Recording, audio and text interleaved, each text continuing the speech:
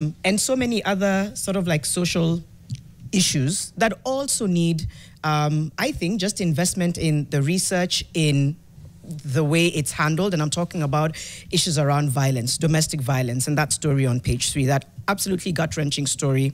Well, in the end, there has been some justice, because it talks about Bernard Kipkemoi receiving a 50-year prison sentence for every one of his children that he killed on a night in 2019, right? So the story is explained on page 3. It talks about how he had a disagreement.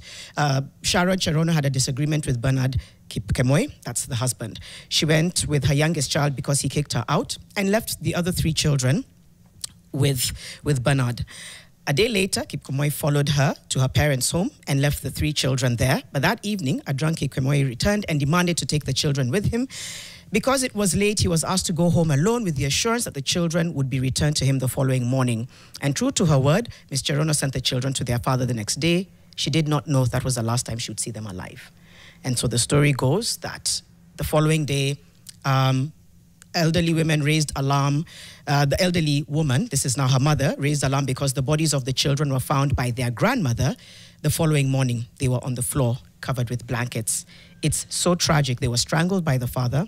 The area chief found 2 ropes at the scene, handed them over to the police. When they did eventually apprehend him, he denied committing the crime, saying that he left the children at home at 6 p.m. But under cross-examination, he admitted he was the last person seen with the children, and also failed to explain why he disappeared when the children died. And so in November of 2023, this is years later, a court ruled that Kipkemoi had a case to answer, placed him on his defense.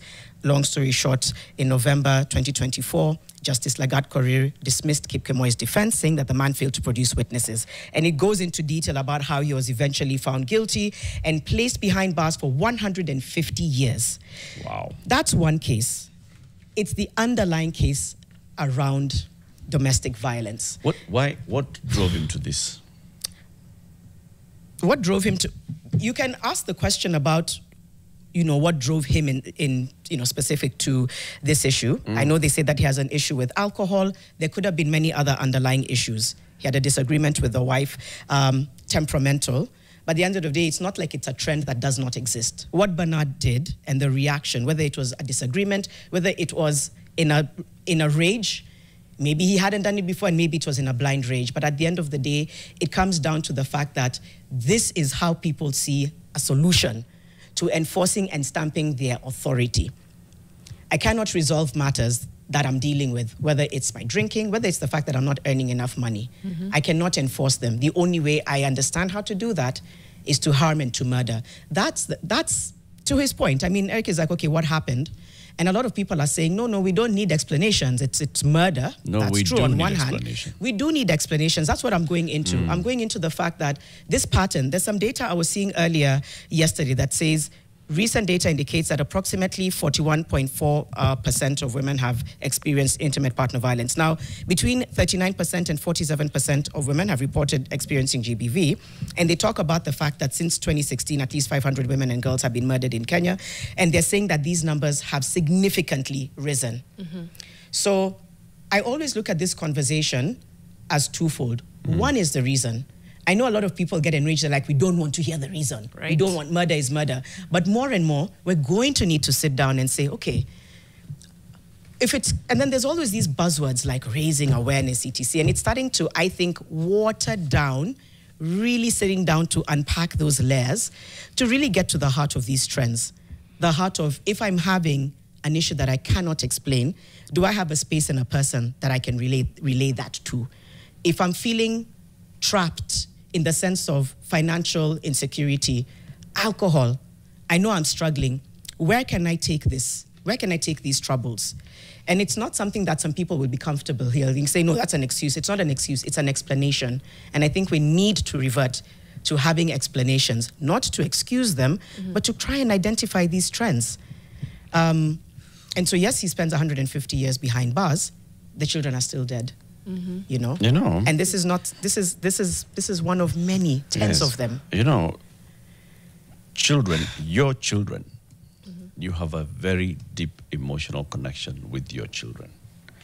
And by the time we say that somebody, whether it is this guy, whether it's the woman who killed her children the other day, last week, and killed herself, by the time somebody is actually taking the life of their own offspring, there's a lot that's going on. And yeah, you want to rant and rage and say you don't want to see the reasons. I see a very big reason here and a correlation between this and what we keep talking about here daily, mental health. There's a very big one. Let's get to a point where you're showing me that the mental health of this country is at a certain level, and now what we are seeing is just those people now who are off outliers who are committing these crimes. But until then, I come back to our mental health situation in this country is so bad that you see these kind of stories. You'll see the story of this guy who killed his children. He did not kill himself, and that's why now he's ending up with 150 years in jail. Many who have killed self, wife, self, children, husband, many. Yeah. And I have to come back to, by the time somebody is taking the life of 3 of his own children, that person, you don't look at them and say, you're a criminal, you're a murderer, there's something. And we must start addressing these issues in our society. I think it has to be a parallel of the proactive. You are a murderer. Yeah, of the exhaustion. Say that you're proactive. So that this also speaks for me to you will be held accountable. And I think this has sent a very strong message because we don't see justice also. It's not as consistent. There's a lot of people who've committed murder who get out with a light sentence or not at all. Some of them are in parliament. Yeah.